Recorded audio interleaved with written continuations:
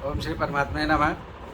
मैं प्रोफेसर हरिहृदय अवस्थी अपने परम पूज्य गुरु जी प्रातः स्मरणीय प्रोफेसर पंडित भगवत शरण शुक्ल जी, वेद मूर्ति, तपोनिष्ठ, गीता, उपनिषद, धर्मशास्त्र और दर्शन शास्त्र के विशेषज्ञ के साथ में आप सभी का अवस्थित Ayurveda anatomy yoga and spirituality channel पर हार्दिक स्वागत करता हूं। हम लोग सांख्य शास्त्र के सांख्य तत्व कौमुदी के कारिकाओं का विवेचन गुरु जी के द्वारा सुन रहे हैं और पांचवी कारिका है जिसमें आप्त प्रमाण या शब्द प्रमाण के गुरु जी व्याख्या कर रहे हैं, तो उसको समझने के लिए हम लोग चलते हैं गुरु जी की ओर। नमोस्पनन्ताय सहस्रमूर्तये सहस्रपादाक्षशिरोरुबाहवे सहस्रनाम्ने पुरुषाय शाश्वते सहस्रकोटियुधारिणे नमः।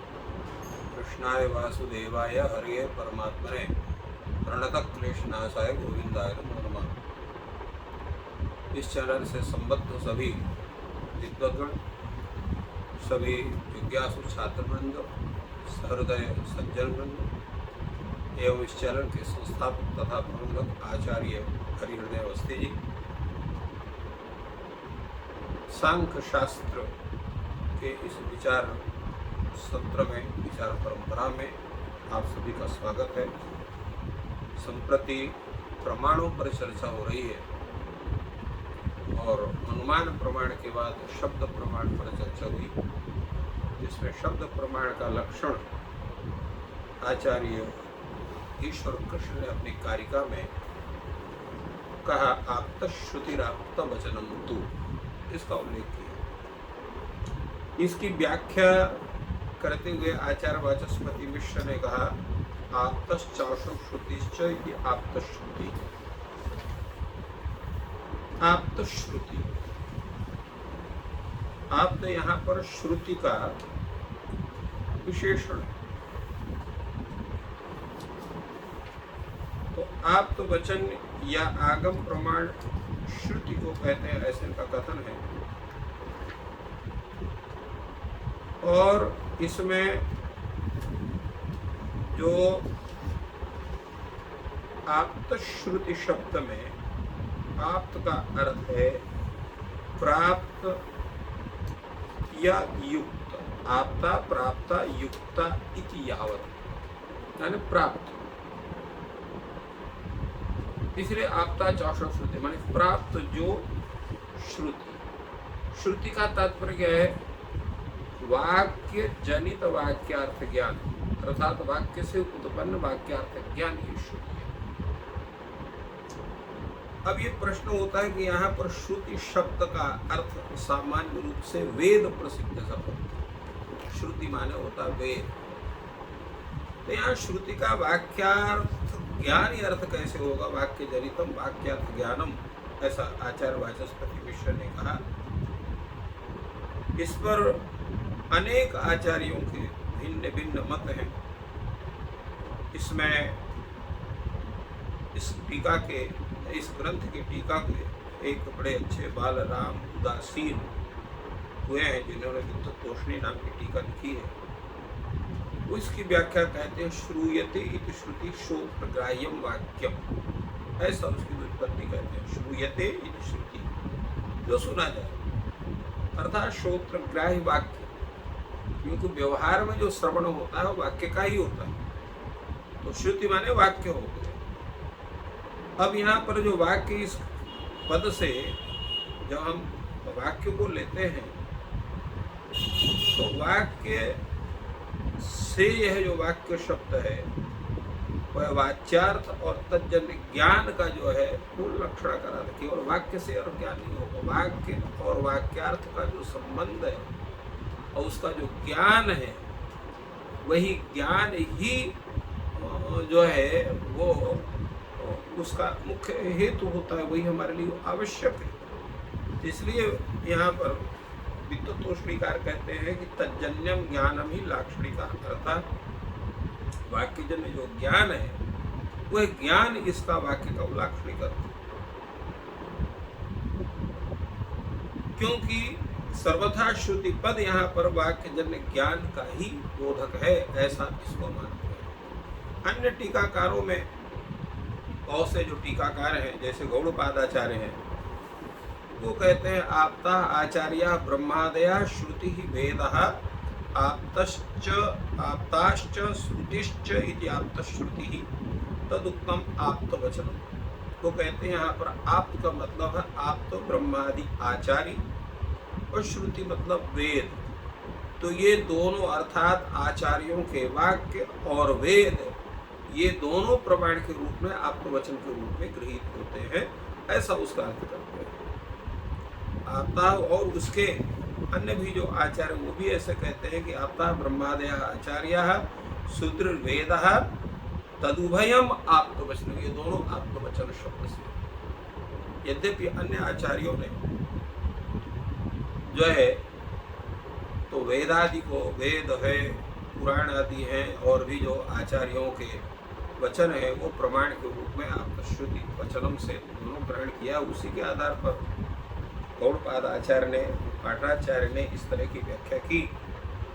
किंतु विद्युत तोषणीकार ने आचार्य वाचस्पति मिश्र के अर्थ को उन्होंने उचित समझा कि वाक्य जनितो वाक्यार्थ ज्ञान श्रुति ही, और आप तुम्हारे प्राप्त श्रुति, प्राप्त जो वाक्यार्थ ज्ञान वह ही यहाँ पर शब्द प्रमाण के रूप में गृहीत होता है।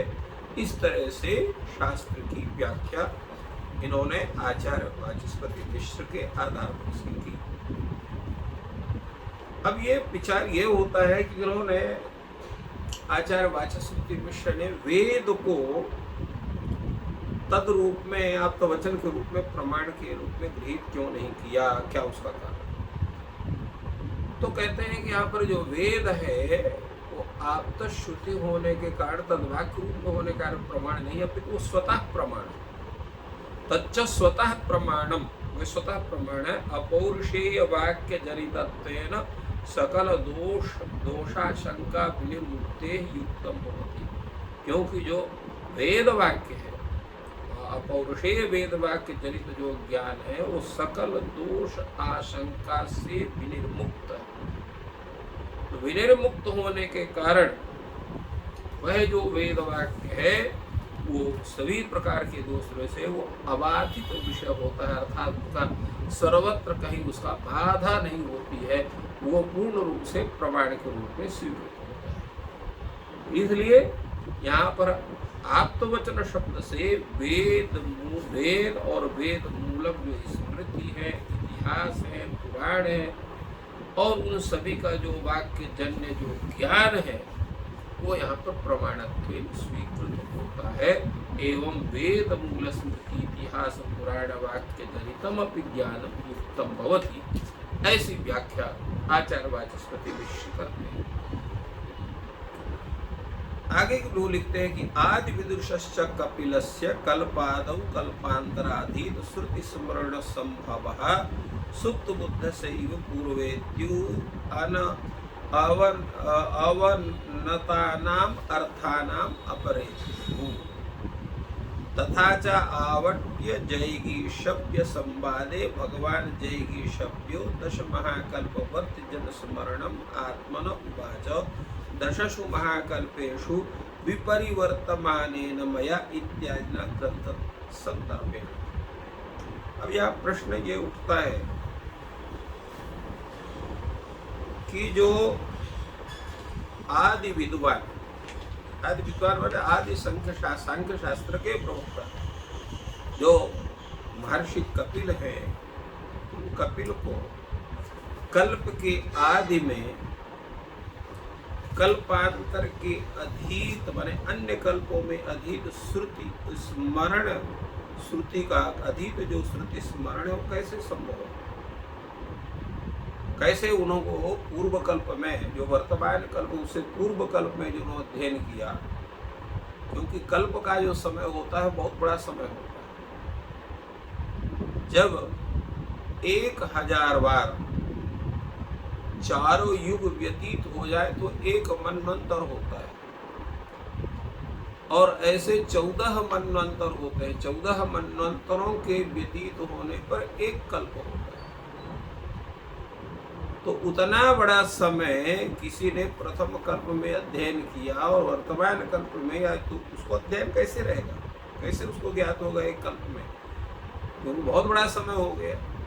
तो कहते हैं आदि विद्वान जो कपिल है वो कल्पादि में प्रथम कल्प में कल्पांतर अतीत श्रुति स्मरण को संभव हो सकता है।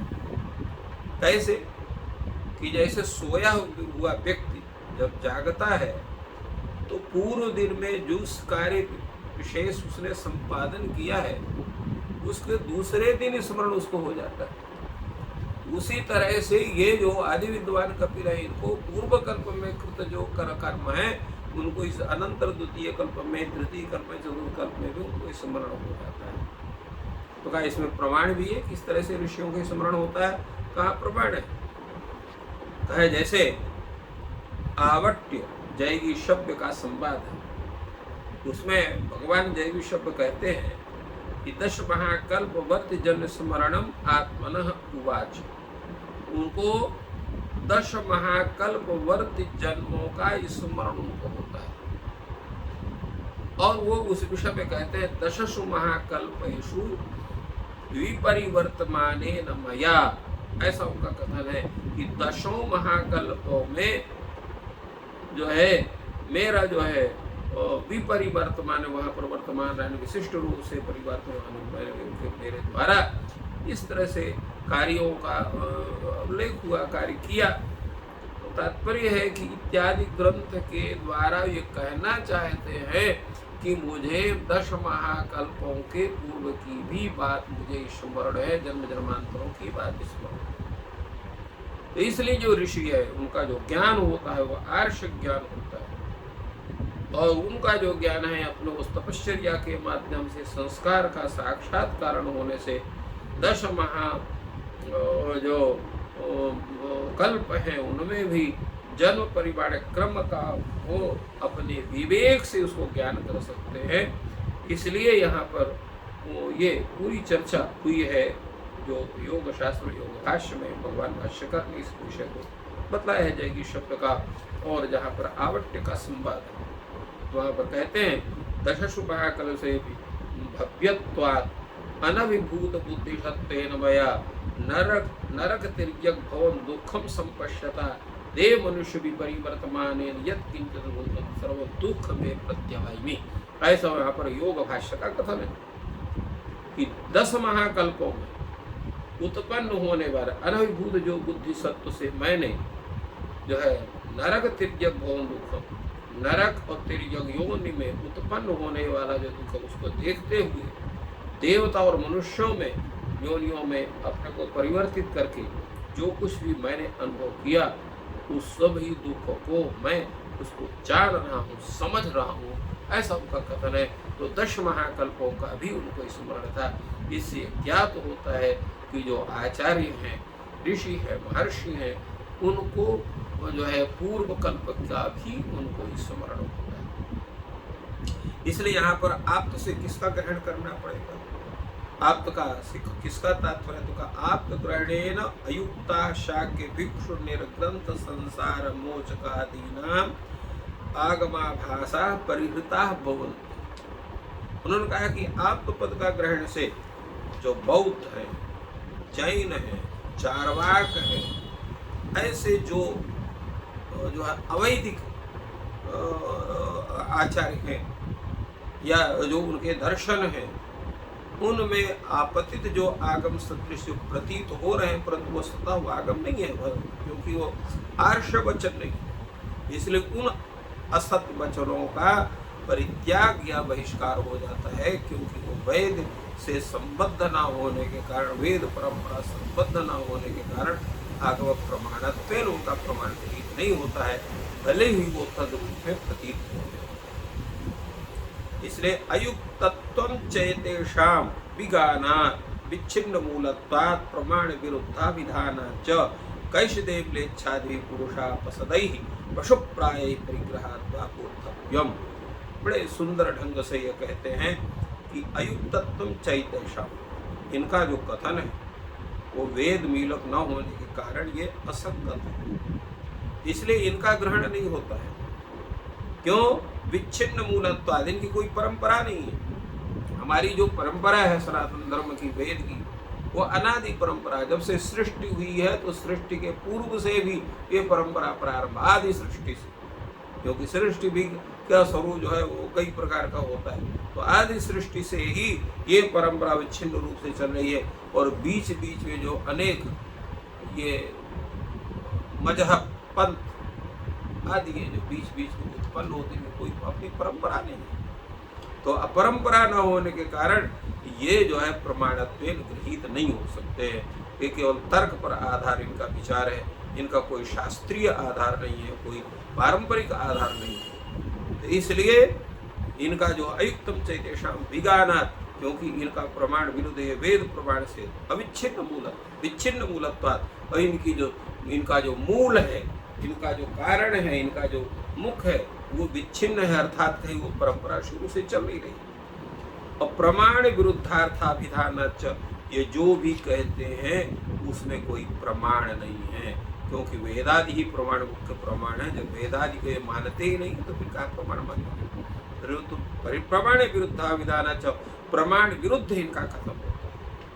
कैश्चिदेव म्लेच्छादि पुरुषापसदै पशुप्राय परिविधात्वा, और ये कुछ ही म्लेच्छादि के द्वारा, म्लेच्छादि भी पुरुषापसदै, म्लेच्छ और निम्न आचरण वाले, जो पशु वृत्ति पशु स्वरूप में चलने वाले जो मनुष्य, उनके द्वारा इनके आचार व्यवहार और दर्शन को ग्रहण किया गया है। किसी विज्ञानी के द्वारा, किसी ज्ञानवान के द्वारा, किसी पारंपरिक व्यक्ति के द्वारा इनके दर्शन को, इनके अभिप्राय को ग्रहण नहीं किया गया, इसलिए भी इनका दर्शन उपेक्षित है। फलतः इनके कथन प्रमाण के रूप में गृहीत नहीं हो सकते हैं। ऐसा बड़े ही दृढ़ता के साथ आचार्य वाचस्पति मिश्र इस विषय को बतलाते हैं। आप्त ग्रहणेन अयुक्ताः शाक्य भिक्षु निर्ग्रंथ संसार मोचकादीनाम आगमा भाषा परिहृता भवन्ति। फिर से वो कहते हैं कि आप्त ग्रहण से जो अयुक्त है, अयुक्त का तात्पर्य है कि जो इस तरह से जो है पशुप्राय है, जिनका कोई परंपरा नहीं है, उनका हम जो है ग्रहण नहीं कर सकते। तु शब्देन अनुमानात् व्यवच्छिन्न। अब यहाँ तु शब्द का कथन है। तु शब्द का कथन कहाँ पर है? तो है आप्तश्रुति, जो पूर्व शब्द आया है तु शब्द का, आप्तश्रुति राप्त वचनम तु, इसमें तु शब्द का कथन है। तु शब्देन अनुमाद व्यवच्छिन्नति, अर्थात तु शब्द का कथन होने कारण इसको ये मानते हैं कि ये जो आगम प्रमाण है, जो आप्तश्रुति है, इसका अनुमान के अंतर्गत जो है और उसको नहीं स्वीकार किया जा सकता। ऐसा कथन कहने की आवश्यकता क्यों पड़ी? क्योंकि जो वैशेषिक है वो केवल दो ही प्रमाण मानता है। वैशेषिक कहता है कि प्रत्यक्ष प्रमाण है और अनुमान प्रमाण है, और शब्द प्रमाण को भी वह जो है वो अनुमान प्रमाण के अंतर्गत स्वीकार करता है।